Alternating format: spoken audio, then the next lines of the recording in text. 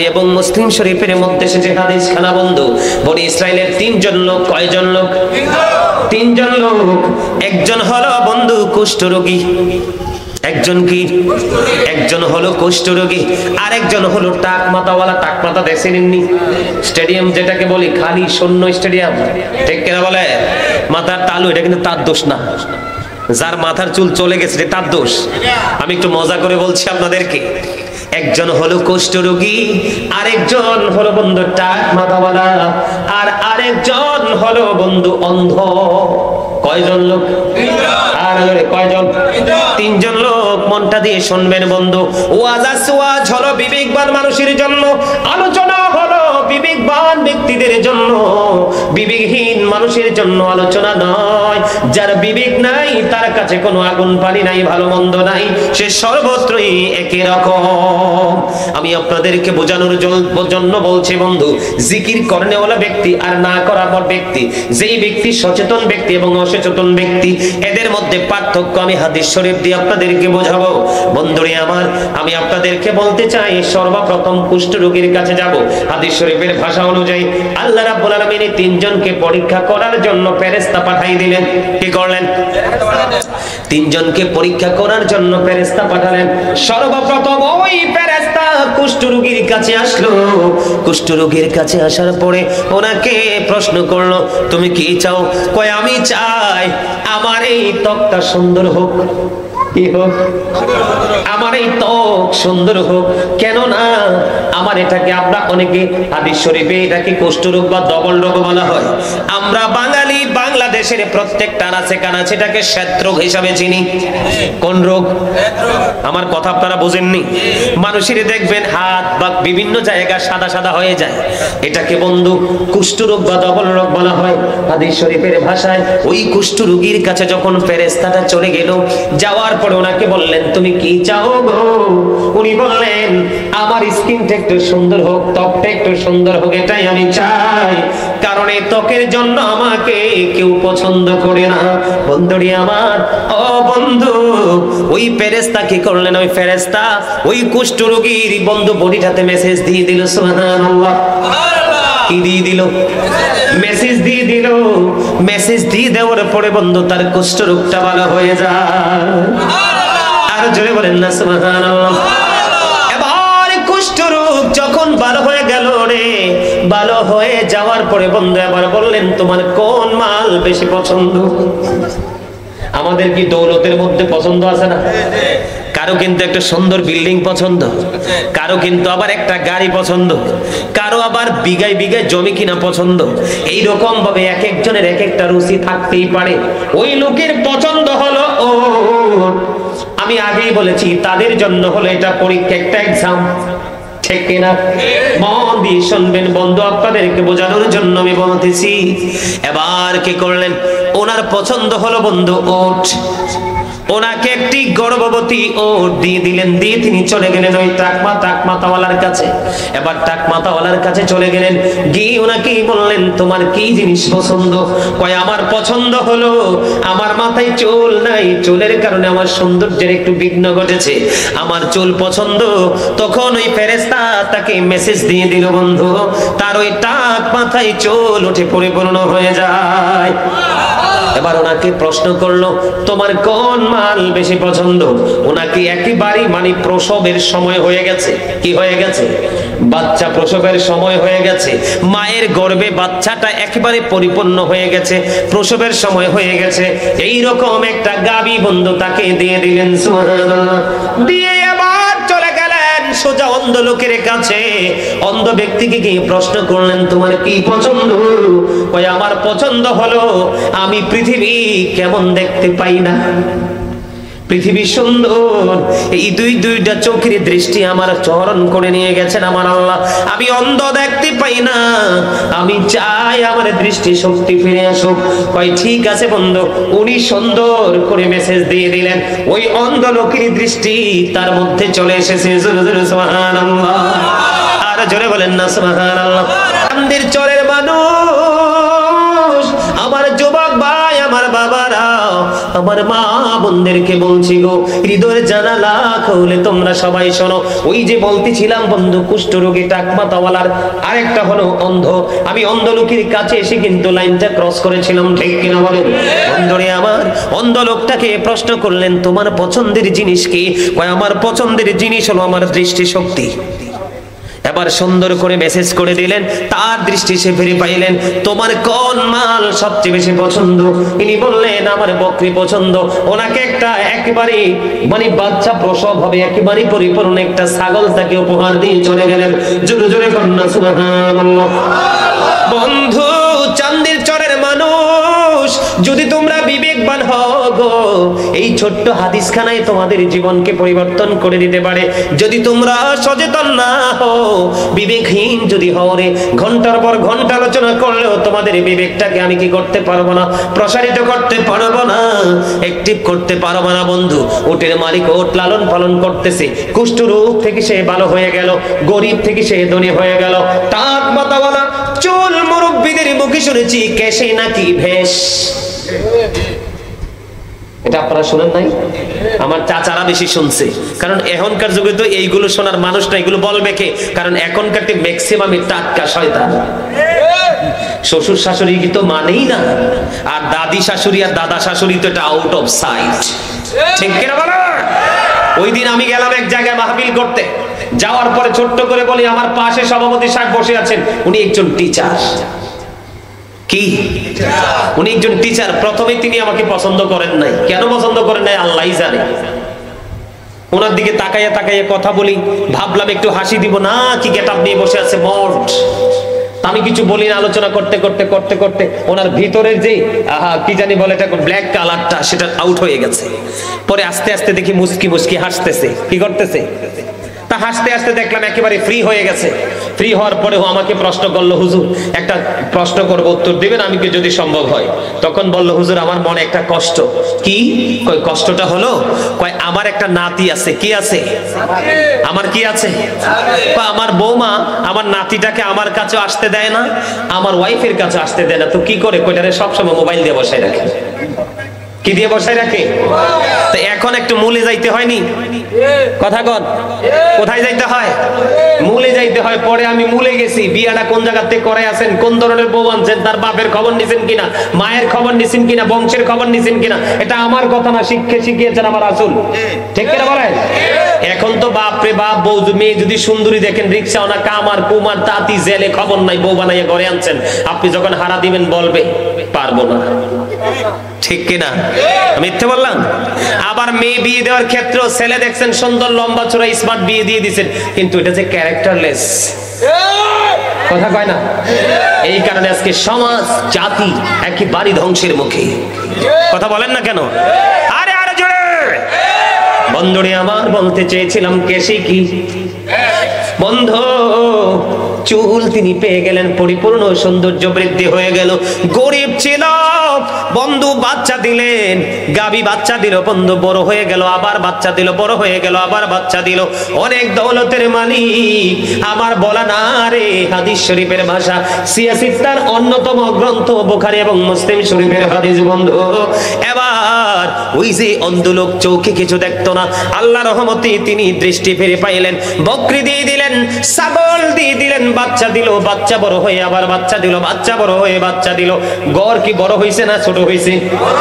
বন্ধু, দিন চলে গেল, যাইতে যাইতে যাইতে যাইতে অনেক লম্বা একটা সময় পার হয়ে গেল।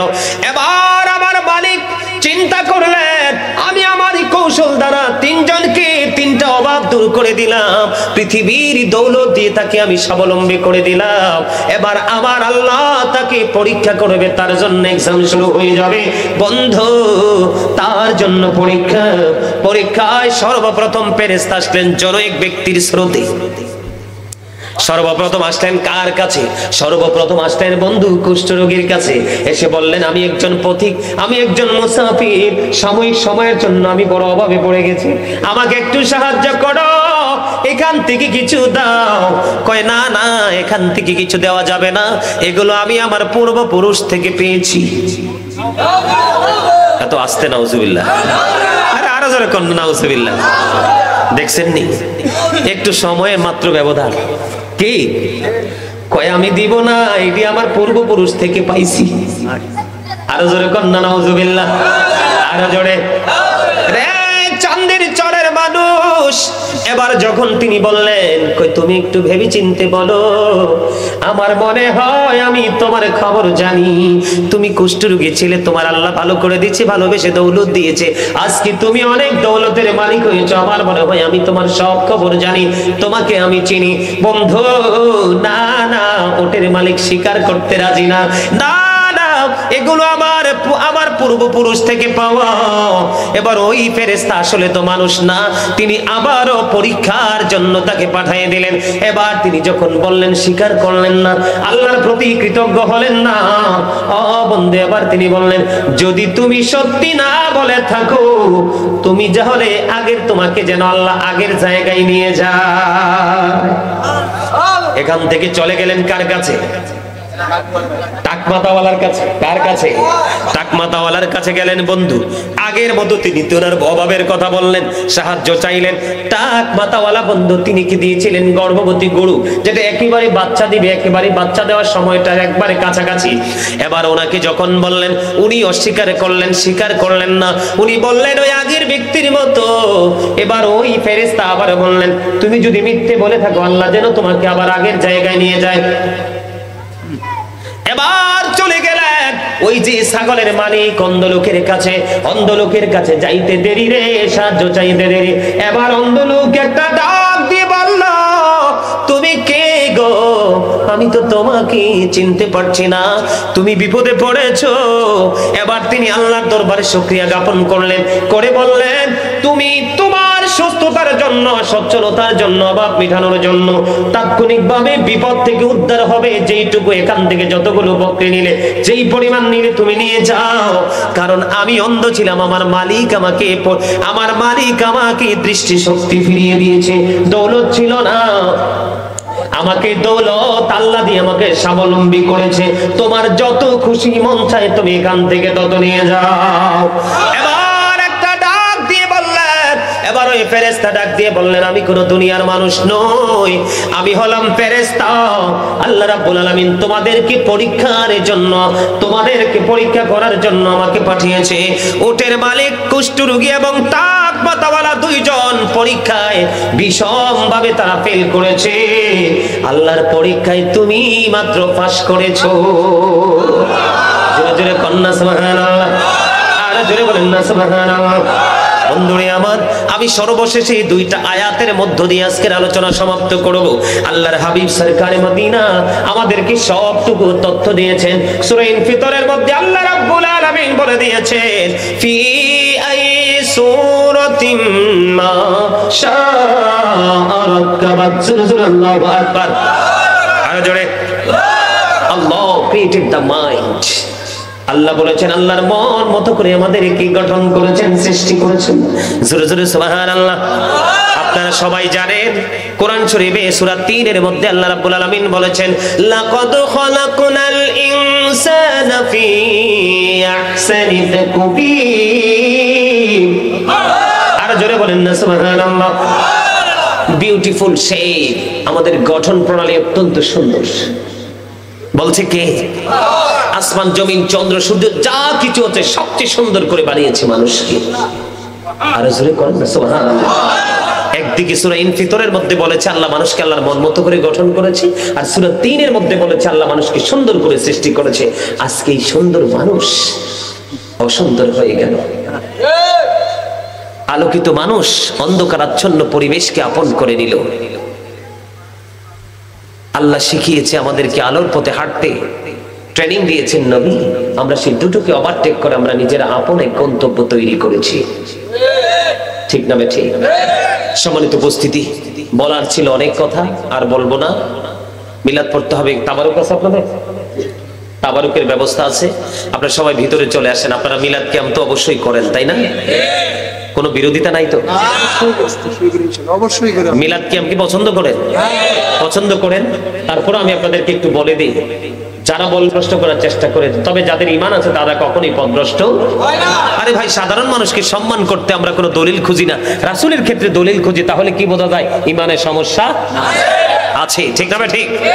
সূরা ফাতির 9 নম্বর আয়াত, হাফেজ সাহেব আছেন না? আল্লাহ বলেছেন শেষের দিকে অত আজিরুহু অত আকিরুহু, আসেনি? আল্লাহ বলেছেন help him and respect him, তোমরা আমার হাবিবকে সাহায্য করো এবং সম্মান করো। বলেছে কে? আল্লাহ। আল্লাহকে সম্মান করতে আপনি কে? এখন নবীজির মিলাদে জুলুস করলে, জলসা করলে কই বেদাত। আল্লাহ রাব্বুল আলামিন বলতেছেন কুল বিফাদলিল্লাহি ওয়া বিরহমাতিহি ফাবিযালিকা ফালইফরাহু ওয়া খায়রুম মিম্মা ইয়াজমাউন। আল্লাহ বলেছেন আমি তোমাদেরকে নিয়ামত দিয়েছি, আমার ফজল দিয়েছি, সেই নিয়ামত পেয়ে তোমরা কি করো? ফালইফরাহু, তোমরা আনন্দ উৎসব করো। কি করো?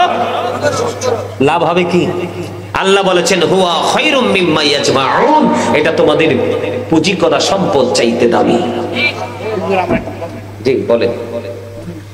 না নিব না।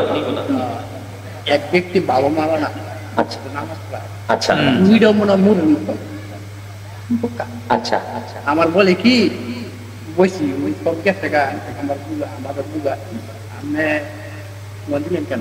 আচ্ছা আমি বললাম আমার নাম বললো ওই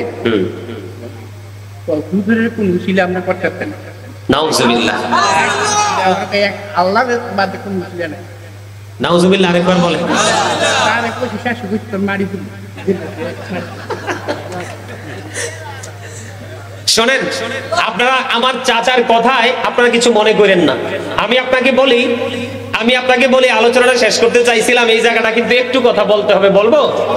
বিরক্ত হবে?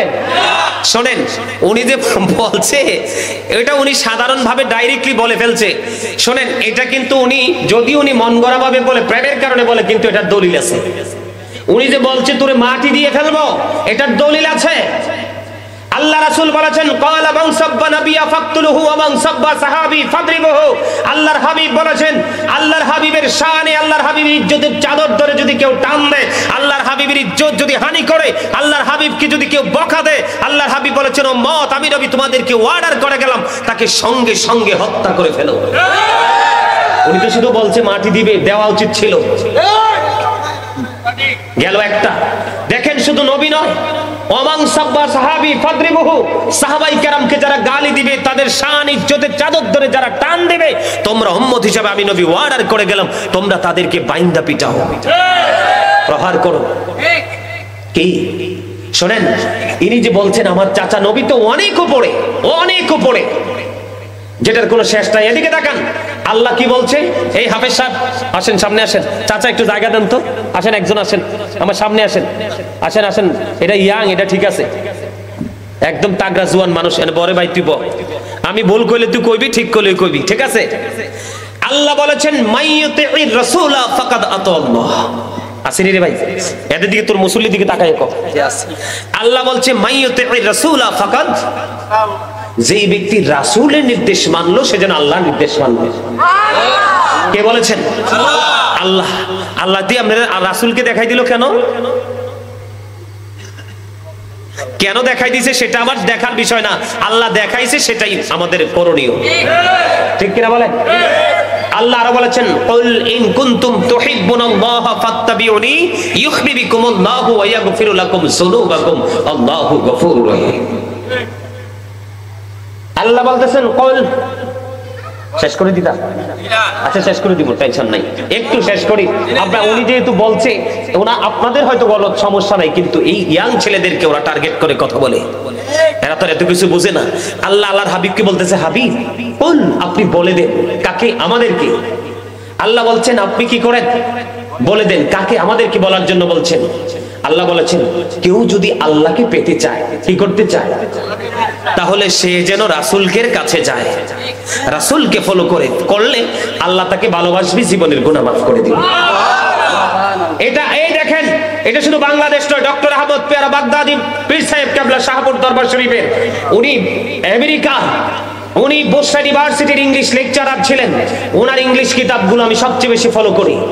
সম্মানিত উপস্থিতি, উনি যখন 1980 সালে আমেরিকার বোস্টন মসজিদে বাহাস করতে গেলেন, ওখানে একদিকে ছিলেন 150টা গির্জার সুপারিনটেন্ডেন্ট, একদিকে ছিলেন 150টা গির্জার সুপারিনটেন্ডেন্ট, আর একদিকে ছিলেন বাংলাদেশ স্মল কান্ট্রি, ছোট্ট একটা দেশ, এর মধ্যে ওনলি 1% একজন লোক ডক্টর আহমদ পেয়ারা বাগদাদি। আমার দিকে তাকান, 150 জন গির্জার সুপারিনটেন্ডেন্ট ছিল একদিকে, ডক্টর আহমদ পেয়ারা বাগদাদি ছিলেন একদিকে, উনি একজন, আর 150টা গির্জার সুপারিনটেন্ডেন্ট ছিলেন একদিকে। ওনারা বক্তব্য দিয়েছেন কোন থেকে? ইহুদি খ্রিস্টানের একটা ধর্মগ্রন্থ আছে, সেটার নাম হলো দ্য ওল্ড ও নিউ টেস্টামেন্ট। ওটার মধ্যে ওরা বক্তব্য দিয়েছে he that loveth not knoweth not God, for God is love। উনি বলেছেন, ইহুদি খ্রিস্টানেরা বলেছেন যেজন প্রেম করে না সেজন আল্লাহকে জানে না, for God is love, আল্লাহই প্রেম। কিন্তু ডক্টর আহমদ পেয়ারা বাগদাদি বলেছেন নো, সে বলুন ইফ ইউ ডু লাভ আল্লাহ, যদি তোমরা আল্লাহকে ভালোবেসে থাকো, ফলো মি মুহাম্মদ সাল্লাল্লাহু আলাইহি ওয়াসাল্লাম, মুহাম্মদ সাল্লাল্লাহু আলাইহি সাল্লামের অনুগত হয়ে যাও, আল্লাহ উইল লাভ ইউ, আল্লাহ তোমাদেরকে ভালোবাসবে, এন্ড ফরগিভ ইউর জিন্স, আল্লাহ ক্ষমা করে দিবে। কি বললেন মাজারের কথা? আমি তো আলোচনা করতেছি, আপনাদের তো কথা বলা উচিত না। আপনারা মুরব্বী মানুষ শোনেন, আমি কিন্তু এখানে সে কন্ডিশন দেইনি, কারণ আমার মনটা খারাপ ছিল। প্রায় 1.5 ঘন্টা আমি আমার সময় বসেছিলাম, এই সময়টা আমার জন্য অনেক বড় একটা ব্যাপার ছিল। পৃথিবীতে যদি কোনো এমপি কে বলেন এমপি হলেন কেমনে, তিনি আগেই বলবে সময়কে আমি মূল্যায়ন করেছি। কোন টিচারকে যখন প্রশ্ন করবে টিচিং প্রফেশন আসলেন কিভাবে, হাঁটি হাঁটি পা পা করে সময়কে মূল্যায়ন করে হয়েছি। সময় জীবনের অন্যতম একটা মুহূর্ত, এগুলোকে যারা মূল্যায়ন করবে তার জীবন আলোর দিকে চলে যাবে। আমার কথা কি আপনারা বুঝতে পারছেন? আরো জোরে।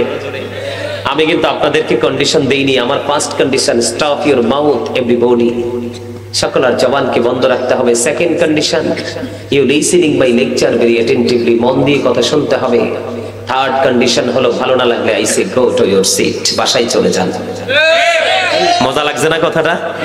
ইমানদারের কাছে মজা লাগছে। শোনেন, আমি আপনাদেরকে বলি, আমার দিকে তাকান না, নবী কি আপনারা নূর মানেন না মাটি মানেন?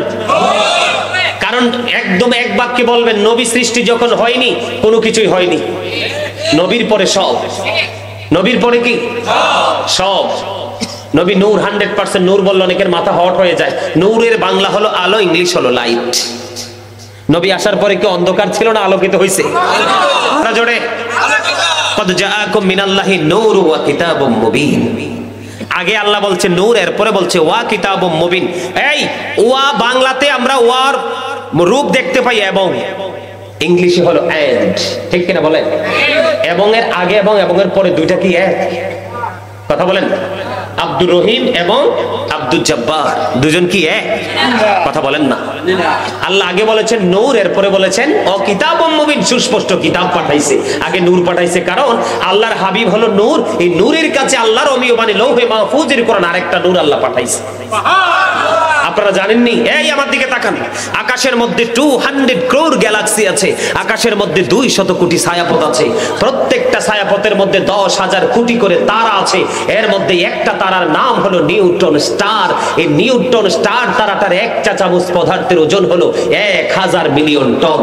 একটা তারকার এক চা চামচ পদার্থের ওজন যদি 1000 মিলিয়ন টন হয়, তাহলে একটা তারার ওজন কত বের করার ক্ষমতা পৃথিবীর নাই। যে আসমানে তো ওজন ধারণ করতে পারে, আল্লাহ আসমানকে বলল কোরআন নাও, না করে দিলেন। জমিনকে বললেন কোরআন নাও, না করে দিলেন। কোরআন আসলো কার কাছে? আপনার আমার প্রাণের নবীর কাছে। নবী মক্কায়, কোরআন মক্কায়, নবী মদিনায়, কোরআন মদিনায়। এই জন্য হয়েছে মাক্কি এন্ড মাদানী। সুবহানাল্লাহ বলেন না? নবীকে অনেকেই বলে আমাদের মতো ঈমান চলে যাওয়ার কথা। নবীকে আল্লাহ রাসূল বাঁচতে আজ থেকে 1500 বছর আগে বলেছেন ক্বালা আইয়ুকুম মিথলি, তোমরা কে আছো আমার মতো? আজও পর্যন্ত কেউ হাত তোলে নাই, কারণ আমার নবীর মতো কেউ হতেই পারে না। নবী বেনজির বেমেসাল। আপনি আমি থুতো ফালাইলে কি লাইয়া মাইরা ফালাইবো? আর আল্লাহর হাবিব যখন থুতো নিক্ষেপ করতো, সাহাবাই কেরাম হাতে তুলে নিয়ে মুখে মেসেজ করে দিত, সিল্ক মাউথ, তার স্কিনটা একবারে সিল্ক হয়ে যেত। জোরে জোরে সুবহানাল্লাহ, আরো জোরে। আপনার আমার রক্ত খাওয়া হারাম। আমার আপনার প্রাণীর নবীর উহুদের ময়দানে রক্ত মোবারক চষেছিলেন মালিক বিন সিনান রাদিয়াল্লাহু তাআলা আনহু। আমার নবী বলছেন, পৃথিবীতে তোমরা যদি কোনো জান্নাতি মানুষ দেখতে চাও, মালিক বিন সিনানকে দেখে নাও। তাহলে নবী আমাদের মতো? সম্মানিত উপস্থিতি, উম্মে আইমান একটা দাসী ছিলেন, আমার নবীজির প্রস্রাব মোবারক খাইলেন। আমার নবী তাকে পৃথিবীতে জান্নাতি বলে ঘোষণা দিলেন। আর আপনার আমার প্রস্রাব করার পরে এক কলসি পানি দেওয়ার পরে গন্ধে কাছে যাওয়া যায় না। কথা কি বুঝে আসছে আমার? ওই যে তিনি বললেন উসিলার কথা, আজকে জুম্মায় আলোচনা করেছি। হ্যাঁ, আমার দিকে তাকান, আমার ভাই হাফেজ ভাই এখানে আছে। আল্লাহ বলেছেন ইয়া আইয়ুহাল্লাযীনা আমানুত্তাকুল্লাহা ওয়াবতাগু ইলাইহিল ওসিলা। আসেনি রে ভাই? আল্লাহ বলেছেন ইয়া আইয়ুহাল্লাযীনা আমানু, হে ঈমানদারগণ, ইত্তাকুল্লাহ, তোমরা আমাকে ভয় করো, ওয়াবতাগু ইলাইহিল ওসিলা, তোমরা আমাকে পাওয়ার জন্য ওসিলা তালাশ করো। আল্লাহ উসিলাটা কি? আল্লাহ বলেছেন অকুনু মা'আস সাদিকিন। আসেনি রে? আল্লাহ বলেছেন অকুনু মা'আস সাদিকিন। এই সাদিকিনের ব্যাখ্যা করতে গিয়ে শাইখ ইসমাঈল হাক্কি রাদিয়াল্লাহু তাআলা আনহু তিনি বলেছেন তাফসিরে রুহুল বায়ানের মধ্যে আল্লাহর ওলিদের কথা, তাফসিরে মাঝহারির মধ্যে আল্লাহর ওলিদের কথা, তাফসিরে কদরির মধ্যে এসেছে হক্কানি আলেমদের কথা। কারণ হক্কানি আলেমরা হলো আল্লাহ রাসূলের বিধি বিধানের খুনি, তার মানে কোরআন হাদিসের ভান্ডার। এই জন্য আল্লাহ রাব্বুল আলামিন বলেছেন ফাদখুলি ফি ইবাদি ওয়াদখুলি জান্নাতি, তোমরা আমার প্রিয় লোকেদের সাথে যুক্ত হও আর আমার জান্নাতে চলে আসো। এটা কি আপনার উসিলা না? আল্লাহ বলছে উসিলা তালাশ করো। উসিলাটা কি? সাদিকিনের ব্যাখ্যা করতে গিয়ে বলছে সত্যবাদী লোক। এই সত্যবাদী লোক হলো হক্কানি আলেম এবং হক্কানি আল্লাহর ওলিরা। তবে বাংলাদেশে সর্বপ্রথম কদম দিয়েছে আল্লাহর ওলি, তার মধ্যে শাহজালাল মুজাদ্দিদি আমনি, ঠিক কিনা বলেন? এখন তো আল্লাহর ওলিদের কথা বললে অনেকের পায়জামা গরম হয়ে যায়। মুরব্বীরা সাধারণ ভাষায় একটা কথা আছে, কারো ছিলে সিন্নি খাইলা মোল্লা চিনলা না, ঠিক কিনা বলেন? শাহজালাল মুজাদ্দিদি আমনি জায়নামাজ বিছাইয়া নদী পার হয়ে গেল, আর আপনি আমি জায়নামাজ নি কত খোটা গাড়াইয়া তো থাকতে পারি না, ডুববা যায়, ঠিক কিনা বলেন? বুঝতে হবে। আরো জোরে বলেন, ঠিক না বেঠি? আলেমরাই তো আল্লাহকে পাওয়ার উসিলা, নবী তো অনেক উপরের কথা। এই জন্য বলছি ৭৩টা দল হবে, ৭২টাই যাবে জাহান্নামে আর একটা যাবে মাত্র জান্নাতে, আর সেটার নাম হলো মা আনা আলাইহি ওয়া আসহাবি। যারা নবী এবং সাহাবায়ে কেরামদেরকে কি করবে? অনুসরণ অনুকরণ করবে, ওরাই যাবে জান্নাতে। এই মিয়া, সাহাবায়ে কেরামের জামানায় কি নবীর সাথে তো বেয়াদবি ছিল? বরংস নবীর সাথে বেয়াদবি করলে সাথে সাথে কতল করে ফেলেছে, ঠিক না ঠিক? আর এখন তো আপনি আমি নবীকে বেয়াদবি করলে কয় mistake, just slip of tongue, ঠিক না বেঠি?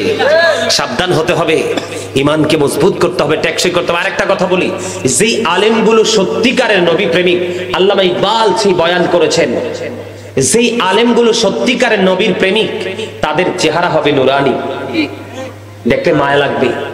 আর যেগুলো নবীর দুশ্মন হবে, এরা যতই মিষ্টি কথা বলো, এদের চেহারার দিকে তাকাই দেখবেন এদেরকে মায়া লাগবে না। নবীর সাথে যার প্রেম নাই, ইসলামে তার কোনো মূল্য নেই। যার সিনায় আছে নবীর প্রেম, সেই নামের গুণে উজ্জ্বল তার মুখশ্রী। এটা আমার কথা না, ডক্টর আল্লামা ইকবালের কথা। সম্মানিত উপস্থিতি, আপনারা অনলাইন থেকে কালেক্ট করবেন, আলোচনা